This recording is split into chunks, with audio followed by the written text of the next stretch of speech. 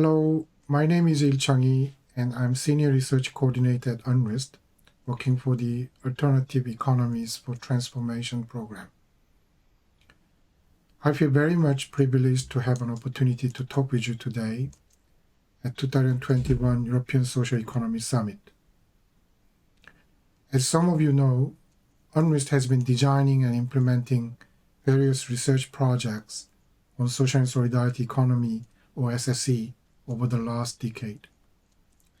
Since 2015, UNRISD research has particularly focused on the relationship between SSE and SDGs. In terms of its research focus, UNRISD research on SSE can be divided into two categories. The first category can be described as a research on the nature, potential, and dynamics of SSE in the context of the SDGs. The second category is the research on the elements of policy and institutional environment for SSE, which we call Sse Ecosystem. The researches belonging to the first category deal with the definition of SSE, concepts associated with SSE, and the roles and functions of SSE in different contexts.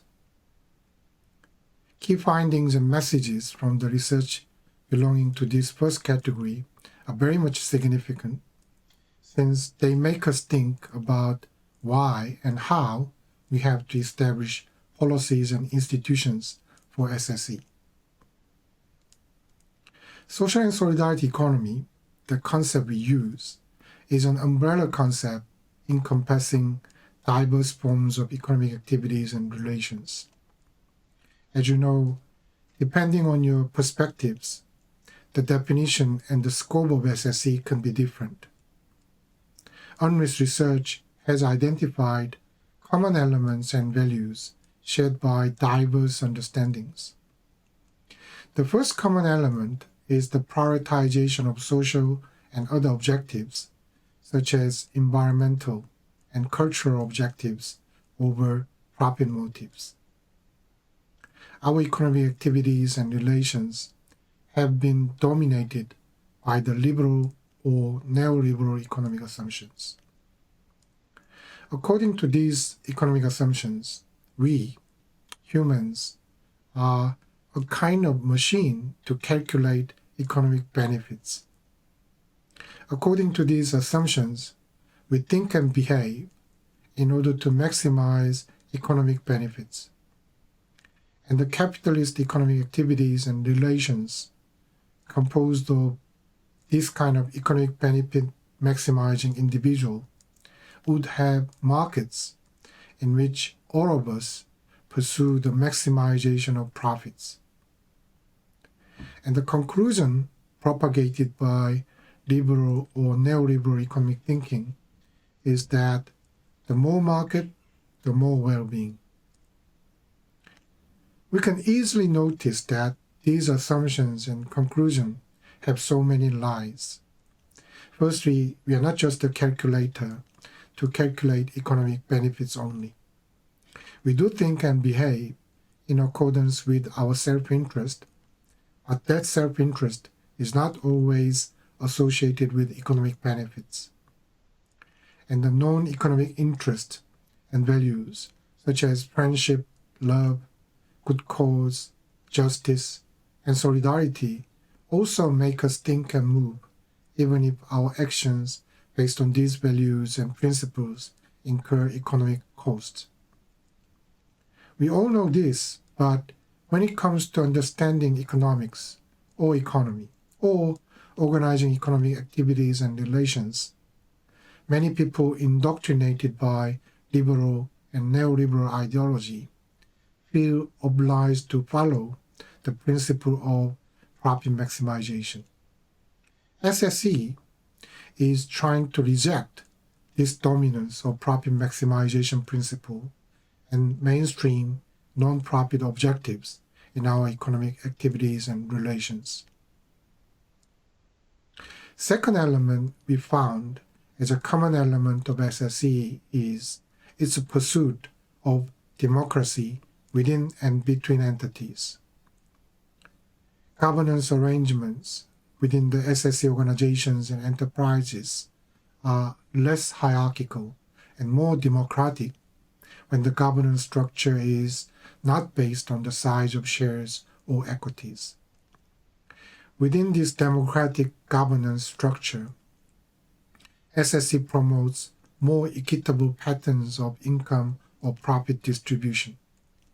And this democratic governance structure and more equitable patterns of income and profit distribution politically and economically empower low-income and vulnerable groups, which contributes to enhancing economic and political democracy in society.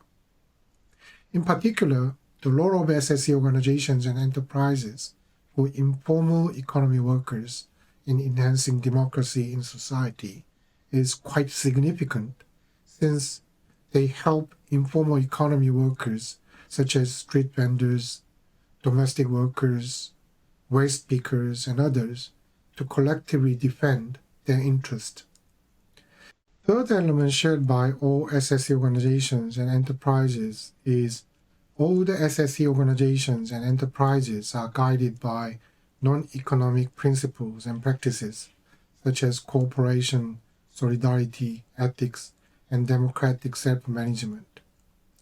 None of SSE organizations and enterprises are guided by principles such as growth or productivity increase. They are important issues, of course, but not the core principles and practices that move organizations away from principles of cooperation, solidarity, ethics, and democracy. With these characteristics, SSE organizations and enterprises contribute to achieving multiple SDGs. For instance, the 2017 UNRISD GSEF Joint Research on Seoul, Republic of Korea examined the contributions of 250 certified social economy entities to achieving the SDGs. From this research, we found, firstly, all the SSE organizations aim to address multiple SDGs associated with social and environmental dimensions, as well as economic dimension.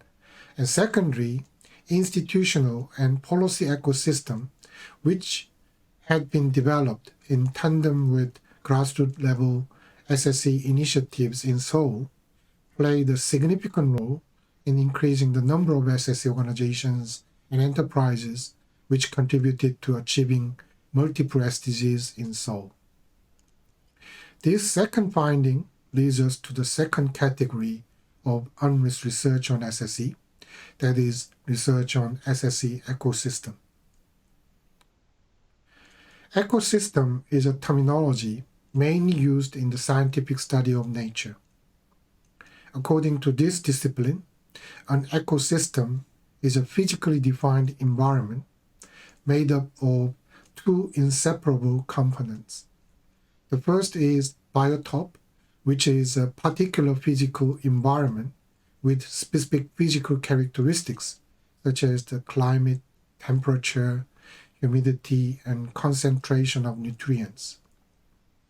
The other is the biosynosis, which is a set of living organisms such as animals, plants, or microorganisms that are in constant interaction and interdependence.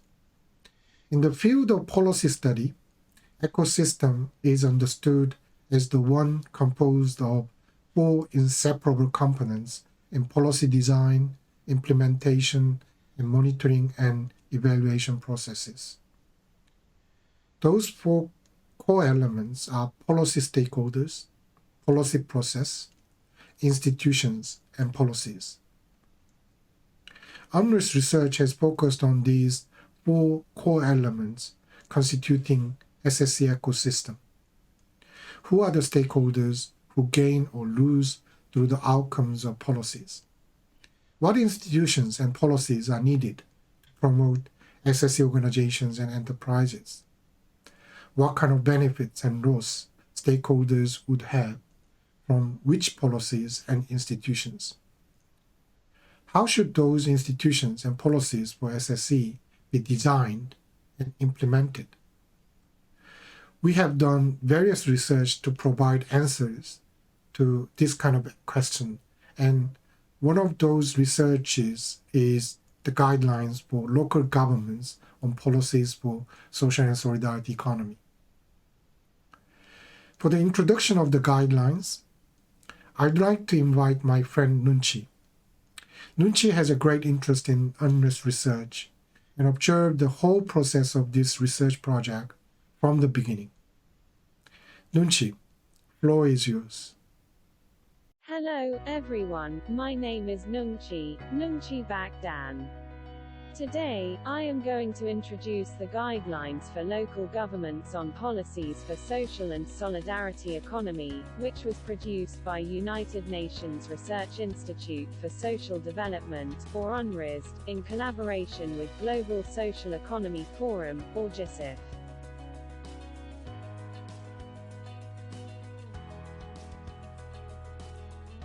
The social and solidarity economy, or SSE, refers to organizations and enterprises with social and, often environmental objectives, guided by principles and practices of cooperation, solidarity and democratic self-management. UNRISD and GSEF have been promoting SSE over the last decade. But they had a big concern. It was how to promote SSE and help it to contribute to achieving the SDGs at the local level. So they decided to co-produce guidelines on policies to promote SSE in local context, which is particularly helpful to local policymakers and practitioners at the local level. After 1.5 years research, the project, entitled Promoting SSE Through Public Policies, has produced case studies on 7 cities such as Barcelona, Spain, Dakar, Senegal, Durban, South Africa, Liverpool, the UK, Mexico City, Mexico, Montreal, Canada, and Seoul, Republic of Korea. In addition to these 7 case studies, finally, this guidelines for local governments on policies for social and solidarity economy was published in January 2021. The guidelines have 10 chapters including introduction. 9 chapters are dealing with core themes of Sse Ecosystem. They are, Chapter 2 Co-construction of public policy for SSE, Chapter 3 Legal frameworks for SSE, Chapter 4 Mainstreaming SSE in development plans, Chapter 5 Supporting organizations for SSE, Chapter 6 Capacity building for SSE, Chapter 7 Access to finance for SSE, Chapter 8 Access to markets for SSE, Chapter 9 Awareness raising and advocacy for SSE, and finally, Chapter 10 Mapping of SSE, research and data collection. All the chapters begin with an introduction explaining the topic and highlighting its importance and implications for SSE. The subsequent sections delve into the details associated with the subject matter of the chapter, which provide policymakers with the scope, substance and relevant policy options related to existing issues or shortcomings in policies. The guidance section of each chapter provides a checklist that policymakers can use to establish or strengthen policies and institutions to promote SSE. This guidance section offers an opportunity for a very interesting journey of policy making. In the form of flowchart questions, it guides readers to relevant information. You don't have to have correct answers to the questions. The questions are designed to draw out respondents' perceptions and help them to strategically investigate the contexts they are working in. Following the questions of the flowchart, they can establish what processes are needed to improve current policies and institutions for SSE, communicate with others, document institutions and policies in question and help plan actions. For instance, the guidance section on developing SSE legislative frameworks provides a practical checklist to policymakers of subnational governments who are committed to initiating or strengthening existing laws promoting SSE and policy frameworks, in a spirit of co-construction with SSE stakeholders and other relevant actors. It has 2 sub-guidance sections for those who initiate the process of developing SSE legislative frameworks and those who improve existing legal frameworks. The authors of the guidelines, Hamish Jenkins, Ilcheong Yi, Samuel Brulesauer and Carmany Chadha, recommend this guideline as training material for multi-stakeholder group exercises. They are very much confident that collective exercise to follow the questions of the flowchart in guidance section will create spaces where participants can exchange knowledge, experience and views on institutions, policies and processes and deepen their understanding about how to create and strengthen as Sse Ecosystem. You can download all the papers and guidelines on the project webpage of Promoting SSE through Public Policies at UNRISD's website www.unrisd.org. That is all from me. Thank you for listening, everyone. Bye for now. Bye. This presentation is made by me, Nuchi Baekdan, together with Chong Film. Thank you, Nunchi. As Nunchi mentioned, UNRISD research team expects this guideline to be used as a material for training for SSE stakeholders, in particular policymakers of the local governments. UNRISD, in collaboration with partners such as GSEF and UNDP-ART, is going to utilize the guidelines for various training sessions organized for local policymakers across the world. To maximize the impact of the training, UNRISD's research team is also developing a game called SSE Policy Hunt based on the guidance questions of these guidelines. We have a trial session of training during the 2021 World Forum for Local Economic Development, which is going to take place 4:15 p.m. in Central European Time next Tuesday, the 1st of June.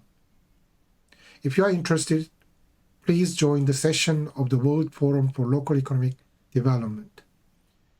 We, together with all the partners who have been helping us to develop these guidelines, including GSEF, UNDP-ART, OECD, and UCLG, hope all the stakeholders draw lessons from the guidelines to establish the best SSE ecosystem in their own local areas.